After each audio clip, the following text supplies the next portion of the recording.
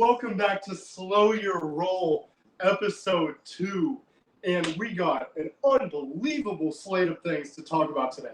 We're going to go over the Cohen Carr video that's transforming Michigan State basketball. We will go over our Heisman candidacy and plans for what the running of the Heisman may look like, who could be invited to New York. We will go over the Tampa Bay Rays new stadium that's been included in a plan with the city of Tampa to keep them home, completely disregarding all of their plans to move elsewhere. We'll also go over the hot seat for the NFL coaching jobs. We have quite a few that are necessary to talk about. And where do you guys want to start? That's a tough choice, man. I think we go ahead and start off with that Tampa Bay Rays stadium and work our way to the big topics. Okay, absolutely. Tampa is something that the truth is we don't know a whole lot about it. We know that Tampa has been in the process of moving somewhere else. They were considering expansion locations. They were considering moving to, another American city. So be it. They decide to go with a stadium inside the city of Tampa Bay. So they stay home, $1.3 billion, 30,000 seats, and it has a dome. What do you guys think about the market in Tampa, and how important was it for the MLB to say, hey, we want you to stay here? Florida baseball is important, and what do you guys think about it? I think over the years, both the Marlins and Rays stadiums have been stadiums that have been underwhelming to MLB fans, that have been, consistently hated on in the media for bad reasons, deemed ugly, all that. I'm honestly surprised they went straight to the dome with the new stadium. I get it rains a lot there, and that becomes an issue. But on the other hand, there's cities like Seattle where it rains more than anywhere else in the country, and they're over there, with that slide on, slide off roof. I think that's more what they should have looked towards with this new stadium. If you're gonna shell out multiple billions to build a stadium, whatever the number is, it should be something special. And then, too, I appreciate what you said. What did you make about the 30,000? Because that's just about where the average attendance falls. So it makes sense that they're not building it large and then having the performance-based review in terms of amount of inhabitants be underwhelming. But 30,000 feels like a small number. So talk me through that. How do you feel? It really just depends on the sport. I mean, you look at the NBA, 30,000 is a good number. So, being in Tampa, you're competing with another MLB team. You're competing with lots of sports teams on top of that. So when there's that, interchange between seasons, you're not getting that full attendance you possibly could. So, I think it's probably smart that they didn't try to up that so much. I mean, you look at a stadium like SoFi Stadium, and, LA has 2 teams playing there. They struggle to sell it out with at least their home fans. I know Niners fans travel there, and opposing fan bases seem to make it louder for the home team than the away team. Wow, you're so right. I mean, I know you, Handler, because I want to get you in on the action here. Noticed that red versus blue sort of demographic that we saw in SoFi last week. What did you take away? What did you think about that? So you're talking about SoFi, correct? Yeah, where the Rams hosted the 49ers. Yeah, Niners fans are usually a fan base that travels really well, but that's been the case for SoFi, I feel like, ever since it's opened. Like, it's always been a stadium. Like, same thing with the one in Vegas, too. Like, it's been a stadium that is just invaded by away fans, and it's really interesting to see. And, of course, the Super Bowl was there a couple of years ago. Sure. And, I think that'll have to be the direction they go in Tampa, is that now that it's a new kind of state-of-the-art facility, it will have to be the prime real estate for the MLB going forward. They'll have to host All-Star games. They'll have to host the Fall Classic. They'll have to do this, that, and the other thing to meet the expectation and earn back some of the capital that the investment group lost in trying to produce this. So it'll be intriguing to see where it goes. But I like what you guys said, and Anything else you want to say about it before we head on? This is. Oh, no, I personally like the idea of the Rays getting a new stadium. I wasn't really a big fan of Tropicana Field, especially like the outside of it. I didn't really feel like it was a very nice looking stadium, both on the outside and the inside. So I like how the Rays are taking a chance. And you mentioned how they're moving the stadium to downtown Tampa, I believe. Tropicana Field was in St. Petersburg, so that's a little bit of, I think, like it's a 30-minute drive from Tampa, so that's a little bit far away for like fans that live downtown and go to. But yeah, I like how the Rays are taking a chance, and we're taking a chance on the new stadium. It should be really cool. I'm really glad that you just said what you said, Kate, because oftentimes with stadiums, it's tremendously important to bring gentrification to the city and kind of update some of the old ways of existence in the old communities. Like we saw in Inglewood, California with SoFi. That's a really good example of Kroenke, the ownership group for the Rams, bringing a new product to the people of outside of LA. That'll be the same case, I think, with a stadium that generates jobs, brings a new kind of demographic, new way of life into the downtown area. So I love it, and I'm glad you said that. And what I was going to add on is this opens the door now with Tampa staying for MLB Expansion, which has been begged for and pleaded for by fans across the country. What are some of the cities you guys could see being potential hosts to a new MLB team? How about Portland, Oregon? I think that'd be MLB PDX. Let's go. You get the rivalry with Seattle. I know Louisville's a city that a lot of people have wanted a team to get. So I think of like Louisville, Portland, and I don't really think of others off the top of my head.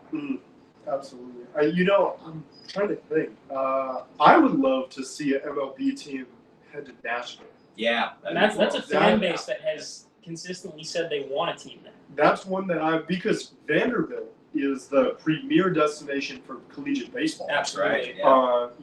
And they have the Predators, they have the Titans, they have the Memphis has a really good. Yeah. But in terms of a Tennessee team, yes. I think Nashville would do an amazing job. Absolutely. Given the atmosphere they have with the music, Grand Ole Opry, all that stuff. I mean, culture is not at a shortage in Nashville. So I would love to see that. And then past that, I'm trying to think. Denver has one, the Rockies. It would be wild to see one go into like Alaska, but there's not enough, not enough of a following, clearly, for that to happen. I'm trying to think. It feels to me maybe Salt Lake City. I mean, that could be. Yeah. I mean, you already got the Jazz there. Might as well have another pro sports team. Yeah. Salt Lake has the Bees. I mean, that's a AAA team. Yep. That's approaching, but of course, it's not to the same magnitude. So, I don't know. I think I would consider those pretty high. Absolutely. I'm glad you touched on PDX. That's a city that has pumped in a whole program. They already have stadium plans in place. Russell Wilson, quarterback for the Broncos, has invested deeply into that project. So that's something that could really come to fruition there. You know who else is a headliner that I believe you and I both will know about, given that, the background, is Mike Barrett, who was an ex-Portland Trailblazers analyst, who is now leading the charge for MLB PDX. In fact, Barrett lives in my hometown of Wilsonville, Oregon, and has a truck outside of his residence that is specified for MLB PDX with all the branding. It's very interesting. I love it. But yes, it is a tremendously West Coast, Pacific Northwest, entrepreneurial idea. So. Okay, so before we move on, I wanted to touch on one last subject relating to this. How would you guys feel about Honolulu, Hawaii? Wow. Getting an MLB team? I would love it. No sports teams there. I would love it. The time zone is the biggest argument for that. True. Yeah, and the travel. I mean, you'd have to go transcontinental, literally, if you're, say Tampa. Right. Or the New Yorks. Yep. Or the Bostons. Yep. Yeah, you're right. And so there are hurdles for sure. However, I think if there's a coalition that's saying the NFL should go to Germany and Mexico City and London and do what they're doing with the EuroLeagues, why not throw one out there? Absolutely. I mean, give the island something to talk about. Yeah. And especially too after what happened with Lahaina and the travesty that went on there with the fires and such. the Civic Center being interrupted, the Maui Gym Invitational moving away from the Lahaina Civic Center to the Stan Sheriff Center. It feels like Honolulu is becoming more of a mecca, and so I would love it. I really would. Absolutely. What about bringing back the Montreal Expos? Let's move on. with all due respect, Everybody needs an MLB team. That's That's the conclusion we've come that's to a today. can of worms we should not open today. I mean, we could do it some other day, but not today. Just floating out the idea. I hear you. Let's talk about the college football slate. Absolutely. What are you guys seeing with 6 ranked games this week? Yep. That will be, of course, when we say ranked game, contested between 2 ranked teams. That, coupled with the idea that we have some Heisman frontrunners already, what are your guys' thoughts? I mean, so you got Notre Dame, Ohio State, and Oregon, Colorado. That's where all the eyes are going to be this weekend. No doubt. You've got a lot of Heisman contenders in that. You got Shedeur Sanders. You got Hartman. Yeah. You got Bo Nix, who hasn't put himself firmly in there, but No. he's a guy that people think could work his way into that And conversation. frankly, I mean, he's shown enough to where it's like he is deserved to be mentioned. Yes, absolutely. That's true. Yeah. Well, So, what are you guys thinking about those 2 games in specific this weekend? I'm interested to see if the Cinderella story of Colorado continues. Obviously, they're 3-0. What a game last week against Absolutely. Colorado State. That went until like 2:30 in the morning. I'm interested to see if they can go on the road in a hostile environment in Eugene and beat the Oregon Ducks. I think if they're able to move to 4-0, people are going to start to take them very seriously. And I don't want to float out the idea that maybe they could compete for a Pac-12 title, but I feel like if they do beat Oregon, which is one of the favorites to win the Pac-12, then a lot of people are going to start talking about that as a possibility. And they're going to have to make that run without their second best player, however you want to put it. Yeah. my man, let's talk about something, folks. Travis Hunter now goes down at the hands of the Colorado State Rams in that epic 2 overtime game off a vicious hit from Colorado State's linebacking core safety group. And actually, Blackburn, the player responsible for that hit, received a whole ton of backlash that many viewed, including I think we all can agree, was unnecessary. Absolutely. To have received that level of, hate, ignorance from a lot of people. What were your takeaways from that hit? I know you guys were watching the game in real time, so tell me about what your thoughts were and what your feelings were for Hunter, for the Colorado State program as they, fell to the Buffaloes and also received some hate for that instant, and for Blackburn. I mean, I really think that if you look at the video both in slow motion and real time, there was intention behind the hit, and it was a dirty hit. That being said, that's a weekly occurrence in college football. That happens all the time. And I think the real mistake was the referees and the NCAA dropping the ball on punishment towards that player. And that's when fans started to take it into their own hands to punish them over social media or themselves. So I think the NCAA needed to step in there. He needed to be ejected from that ball game when that happened. We saw an ejection later in that game for a hit on Shedeur Sanders that, wasn't a tenth of what that other hit was. So I think that was the real mistake by the refs. And that was a game that was out of hand from the get-go. And they didn't do much to get control of that for a long time. No, and it's tremendously unfortunate. I mean, the result was a literal kidney laceration. Yeah. I mean, that's completely unacceptable. Absolutely. To have on an instant where the ball had dropped, Hunter's still working down the sideline. Blackburn cuts around the defending corner and puts crown of helmet right to him. And one of the things I noticed in that video, when you look at it, Hunter had time to decelerate to almost like a walk from his run, and Blackburn still was coming in at full speed. Yeah. So I mean, I think that's what you really need to look at when you're looking at something like that, and that's just a dirty hit. Yeah, it's a devastating loss for Colorado and a devastating loss for that team. You mentioned that game was out of hand from the beginning, whether it was Mike Norvell, the coach, before the game saying, I interview without my hat and my glasses on. And then Dion gives his entire team glasses and a hat. It's personal. Yep.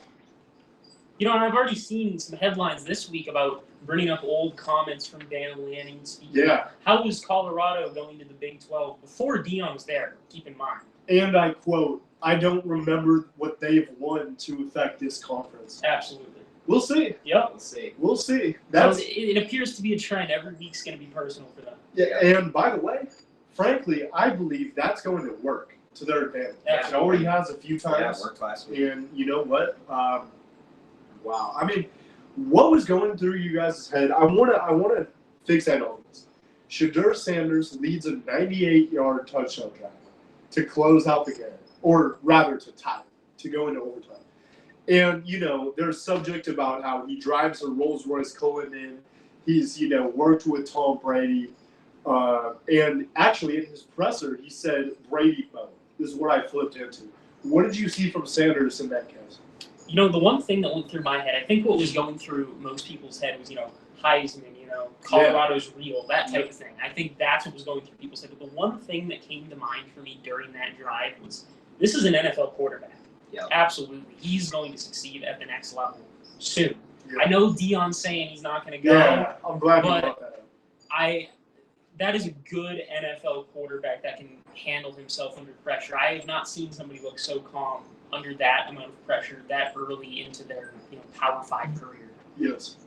Yeah, I mean, that I totally agree with you. Like Shedeur Sanders, he is a Heisman candidate, but he looks like an NFL quarterback. And when you can go on a 98-yard drives, we've seen quarterbacks in the NFL do that all the time, especially Tom Brady. Shedeur Sanders said he went Brady mode, and he did go Brady mode, and that was just an absolute incredible job there by Sanders to end that game. Absolutely. Yes. So here's the question: is now that we've discussed a singular Heisman candidate and part of another one with Bo, where do you guys stand on the Heisman conversation right now? I think I've solidified a top 3 in my head, and that's Caleb Williams, obviously, Shedeur Sanders, and Michael Penix. 3 Pac-12 quarterbacks right off the bat, but they have been dominant through 4 weeks of the season. Here's what I want to know. Why is it that the Pac-12 is having its best year in history already as a conference the year before it folds into oblivion and just completely dissolves? What is that, man? They're trying to go out with a bang, that's for sure. And if I could give my Heisman candidates right now, I don't know if I could give you a top 3, but Michael Penix looked very impressive to me last week. I know he played against Michigan State secondary, but when you could put up, I believe it was 400 yards in the first half, that is absolutely incredible. And he for sure right now is my number 1 Heisman candidate. Oh my goodness. I was just taken aback by hearing that 400 in the first half. I mean, hear that, because that doesn't happen. Yeah. No. That's absurd. Caleb has picked up right where he left off. Absolutely. Yeah. And USC now enters a very tough stretch going forward with Notre Dame coming up, Yep. Colorado. Yep. It's going to happen where it gets really tough. I would say I completely agree with both of you guys that it's those 3. I mean, it really is. Yeah, I also think Sam Hartman has a chance this week Yep. against Ohio State to make a Heisman case, especially when you're under the lights at Notre Dame Stadium in what should be a hostile environment against an Ohio State team that really hasn't looked that good yet. And we're really going to find out a lot about Kyle McCord and that Ohio State team this weekend. I'm glad you touched on that. I was going to bring that up. I think, perennially, I would say that Ohio State would win this game. And, this year, I think the skill gap between quarterbacks has led me to believe Notre Dame absolutely has a real shot to win this game. Yeah, I agree. Do we want to go anywhere else within college football, or do we want to head on to hot seat and go for it? Ooh, there's some stuff going on in the NFL I'd like to touch on, so let's Okay. head there. Let's get to it. The hot seat has, of course, as it does every year, a ton, and I mean a ton, of people who deserve to have jobs, don't deserve to have jobs, and for some reason, we decided let's go there this week where we can rate programs and coaches that are either failing and should be maybe kicked to the curb or should hang around. So who are some of those that you guys see that may have an issue with job security? And how would you kind of assess where the hot seat is at? For me, I'd say the two biggest names that come to mind are Brandon Staley, head coach of Los Angeles Chargers, and Josh McDaniels, head coach of Las Vegas Raiders. I think they're both in critical areas. Staley more than Josh McDaniels, because Staley is playing with one of the best rosters in football, and currently hasn't won a game, and is coming off of blowing a 30-point lead in the playoffs. Yep. Yeah, I agree with you on Staley. He is definitely coaching for his job this year, and when you have Justin Herbert as a young QB, you have all that wide receiver talent, and then you have Austin Eckler at running back. I know he hasn't played, and I think the Chargers are thinking about trading him. But you have to do something in the playoffs. I mean, we've seen it year in and year out where they've even struggled to make the playoffs. Yeah. And they end up finding themselves in the playoffs. And you mentioned that they blew a 30-point lead to the Jacksonville Jaguars in the playoffs. You have to do something this year if you're the Los Angeles Chargers in the postseason, or else Brandon Staley's going to get fired. And then this isn't an NFL coach, but Matt Campbell. I mean, you lose a 10-7 game to the Ohio Bobcats. I mean, That's an embarrassing one. that's embarrassing. And Matt Campbell, he used to be a coach that, I mean, he went to New Year's Six Bowls, or at least one, and then he was the talk of maybe he actually gets a big head coaching job, at a big time program eventually. And now it's just been a total discombobulated mess at Iowa State. And he could be literally fired if they lose this week. He could literally be fired by the end of the week. As I remember it, and I'm glad you said this, Hamlin, because it kind of feeds into where I wanted to go. As I remember it, Matt Campbell was in consideration for USC's job. Yeah. I know a bunch of friends of mine that are Michigan fans wanted him at some point, and Harbaugh was. Which is crazy. There was NFL talks 3 years ago after the Fiesta Bowl against Oregon. Yeah. Yeah. And now we are where we are. Absolutely. Oh, be the days of Purdy. Oh my goodness. So going back to Brandon Staley, that's a big one. I think a lot of people forget his first season when the Chargers missed the playoffs. That game against the Raiders, the last drive of the game, Justin Herbert converted 4 fourth downs to keep that game alive and scored as time expired. All for him to call a timeout when the Raiders were at midfield and a tie would have sent them to the playoffs. Yep. And then here's another stat that's absolutely mind-boggling. Justin Herbert, through 3 years, has scored 1,233 points, the most in 3 years of any quarterback through their first 3 years. On an unrelated note, his defense has given up 1,256 points in those 3 years, the most in NFL history. Okay. Wow. Who's to blame here? Yeah. Well, I think the simple answer, and I'm interested to hear what you have to say, but the simple answer is Herbert is on another worldly level, and this dude can't coach defense. Yep. There it is. Yep. Tell me more. Simplify. Yeah, it's just the perfect example of how you can waste a franchise QB. I've seen it with my own team in the Detroit Lions, wasting Matthew Stafford. And it just stinks for Chargers fans. You have all that talent. You have a great quarterback. You got a great wide receiver core, and you can't win anything because of your coaching. And it just hurts to see. And you move from San Diego to LA. Yep. And do what they're doing. It's abysmal. It's not a new thing for Chargers fans, though. They've missed the playoffs before with the number one offense and number one defense in the league. Year. So, this is all not new to them. It's, they've been here before, so they got to get that figured out in-house, figure out who the right guy is to lead this team, especially when it comes to those decisions late in games. Yeah. Tell me about Mike McCarthy. I mean, Cowboys, they look good so far, but Mike McCarthy, he has to be a guy that's going to, especially with the Cowboys year in and year out, they're a great regular season team, but come playoff time, they always find a way to lose. So I wouldn't technically say he's on the hot seat right now, but they got to find a way to win in the playoffs, whether that's getting past the divisional round, which they haven't done so far. They got to find a way to win in the playoffs. And I'm not saying, if you're a Cowboys fan, oh, it's Super Bowl or bust. It's not. You gotta find a way to get yourself to that NFC Championship game. Absolutely, I agree with that. I mean, the first round exits don't cut it. I mean, you saw that with Titans' old coach. What was his name? Yeah, I'm blanking on the name. But when Mariota was there early in his career, they made the playoffs over and over, and they were just losing first round every time. He got fired after making the playoffs. It happens. It absolutely happens. And then let's go somewhere else. Belichick.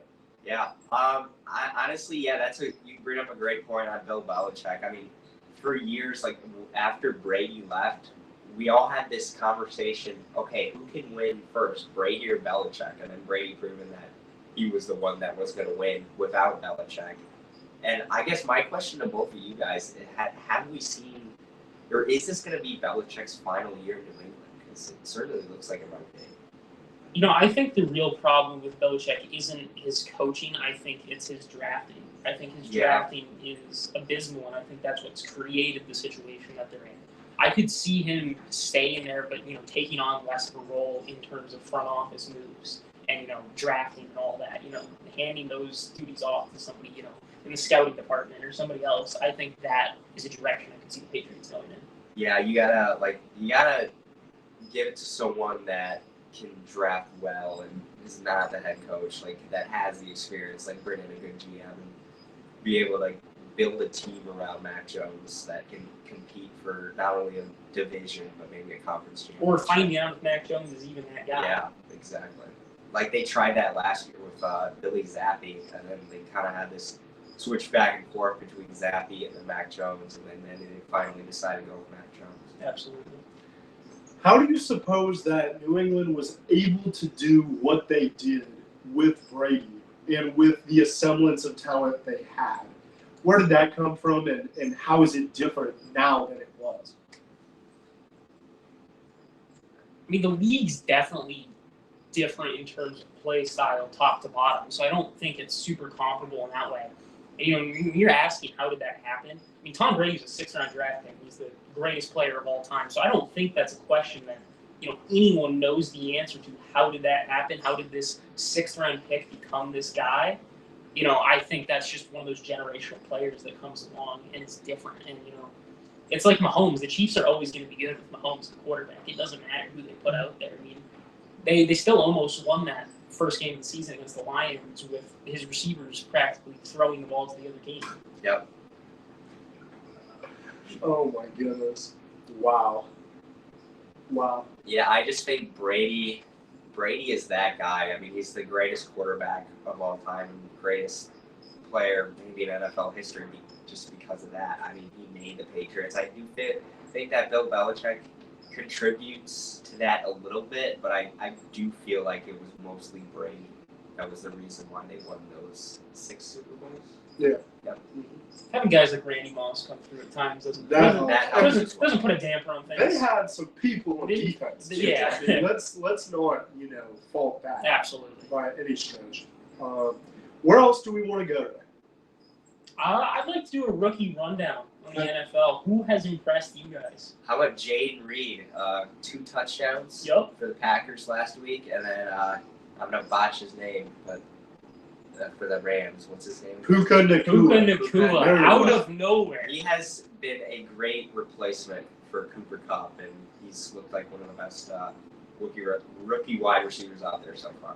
Is it worth it to doubt Bryce Young and CJ Stroud yet? Bryce Young, I could see some issues being brought up. If you're doubting Stroud with no picks and a couple touchdowns and 600 yards, I don't know what to tell you. There's not much there to work with. Yeah. But that's the way I'd put it, simply. Okay. What do you think? I think there's still time for Bryce Young. I really don't think CJ Stroud is going to be that good of a quarterback. I mean, we've seen it with Ohio State quarterbacks before, whether it's, Justin Fields is terrible. I mean, obviously. Wow. That was hard. Yep. Okay. There was a game last week. He was playing, and one of his receivers was wide open, and anybody could see it. He and then he down just himself. decides to take off. He does not like to throw the football. He's a running quarterback, and if I'm DJ Moore, I'm like, I signed up for this. Come on. Yeah. Yeah, you're right. Wow. I'm not sure he signed up for it. I think that's where he ended up. Something like that. Yep. Wow. What do you? Sorry. Nope. No, Nope. that's all Nope. you. Nope. That's all you. What do you guys think about? I know we just talked about Belichick not being able to draft, but what do you think about rookie cornerback Christian Gonzalez?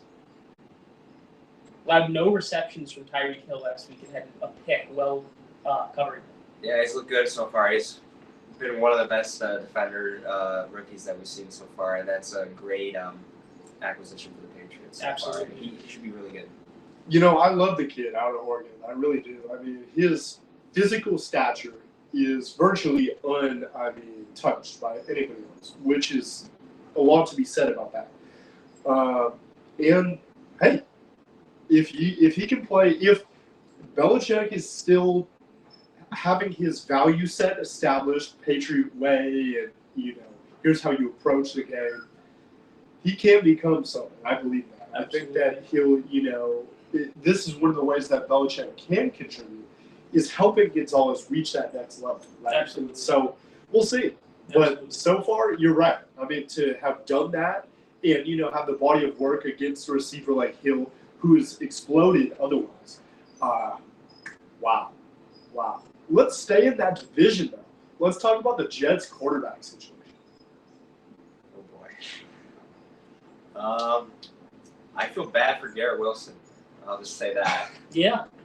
That's fair. Yeah. That is. mean, Zach Wilson, he's proven over the last couple of years that he's not a capable NFL quarterback. It's going to be a long season for New York Jets fans, that's for sure, especially after all the offseason hype they had around Rodgers, and Rodgers goes down in the first 4 plays of the game. So it's going to be interesting to see how the rest of the Jets season plays out, only because of Zach Wilson in the quarterback situation. Like I said last week, all the Jets need with that roster they have is somebody that can just reliably get the ball to some of those talented players. And Zach Wilson just can't do that. You don't need somebody that makes incredible plays or deep bombs 40 yards down the field. You just need somebody that can reliably hit them when they're wide open. That's all you need. And Zach Wilson has shown time and time again that he can't do that. Yeah. Okay. Well, let's get a time check. Actually, I'm curious to know where we're at and where we're going. 3:23. You guys think we're okay? I think we're good. Okay. Hey, it's been a great showcase here on Slow Your Roll episode 2 with B-Reg. Handwork. JB. And we'll be coming back with another episode next week. Be on the lookout, though, for a ton of content that's being pushed out by the man across from me, my man, Jeb Rocky. And seriously, folks, this is good stuff. This is, I would even call it transcendent. And I appreciate what you've done for the show thus far. And we're going a whole ton of different directions. But thank you for tuning in. And what are your last thoughts?